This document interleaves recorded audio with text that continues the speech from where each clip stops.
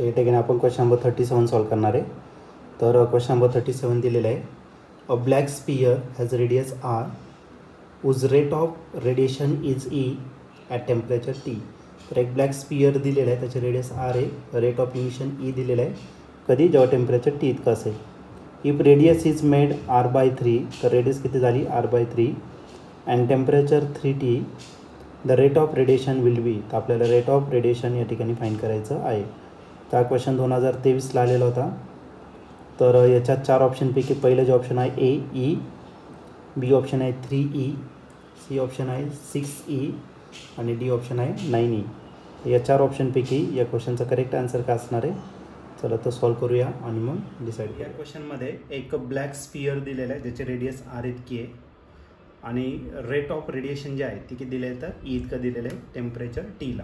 Okay, नंतर radius जी आहे ती R/3 इतकी केलेली आहे. तर फर्स्ट याची रेडियस जी आहे R1, त्याला आपण काय कन्सिडर करणार तर आर इतकं कन्सिडर करणार. आणि रेट ऑफ इमिशन जो आहे तो किती दिलेला आहे तर तुम्हाला ई इतका दिलेला आहे पहिल्या केसमध्ये टेम्परेचर टीला.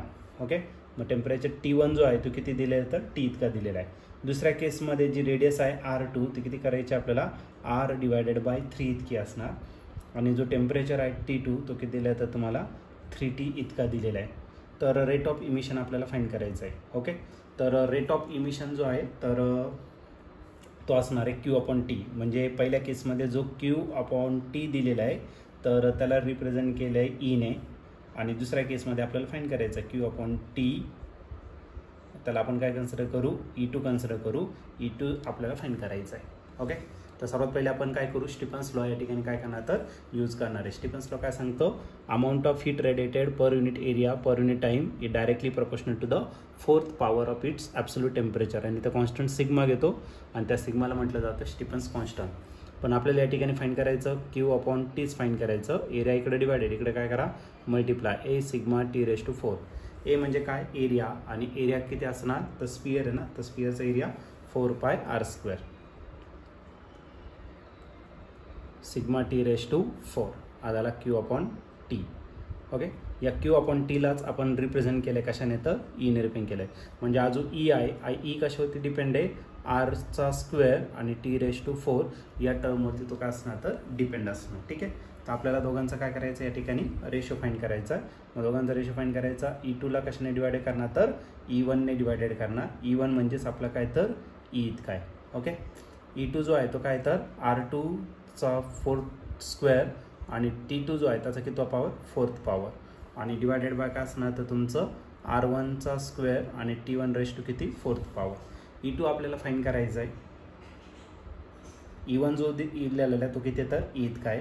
R2 किती दिलेला आहे तर R2 आहे R/3 आणि R1 जो दिलेला आहे R1 किती फक्त R इतकाच आहे, पण दोघांचा स्क्वेअर आहे. मग मी काम करतो ब्रॅकेटचा स्क्वेअर करतो. T2 जो दिलेला आहे तो किती दिला आहे तर 3T दिलेला आहे. आणि T1 जो आहे तो किती फक्त T, याचा 4th पॉवर आहे तर ब्रॅकेटचा काय करणार 4th पॉवर या ठिकाणी मी कन्सिडर करणार. R आणि R काय झाला कॅन्सल. सिमिलरली T आणि T काय झाला कॅन्सल.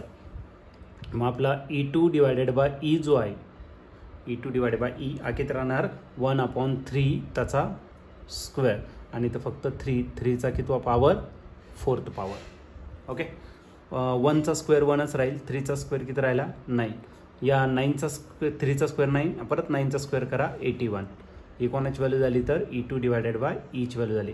9च्या टेबलमध्ये 81 आहे, 9 9 जा 81. मग E2 जर घेतला तर तो किती असणार तर 9 इकडे डिवायडेड, इकडे काय करा तर मल्टिप्लाय. मग सेकंड एची जी रेट ऑफ इमिशन आहे तो किती असणार तर 9E असेल. आणि या ठिकाणी ऑप्शन जर तुम्ही चेक केलं तर ऑप्शन डी या ठिकाणी काय होतंय करेक्टली मॅच होतोय. मग या क्वेश्चनचं जे आन्सर असणार ते ऑप्शन डी म्हणजेच 9E.